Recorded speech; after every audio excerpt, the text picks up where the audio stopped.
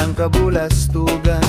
Hindi malilimutan ang asaran na mayroong pikunan, lalo na rin nung niligawan, unang kabiguan. At dyan nagseseryoso ang usapan at pagdadamayan na tunay at pagkakaibigan. O mga buwang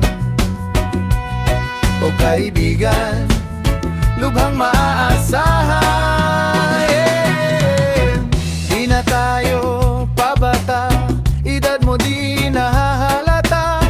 Sa mga trip unti-unti na tayong nagsasawa.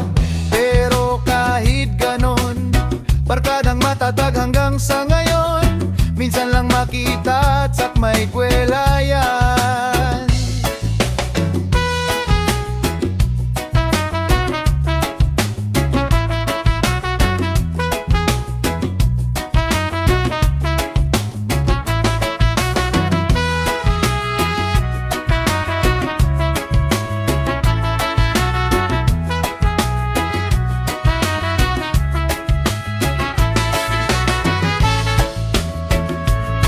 Mga buwang o kaibigan, lubhang aasahan. Di na tayo babata, edad mo di nahahalata. Sa mga trip unti-unti na tayong nagsasawa.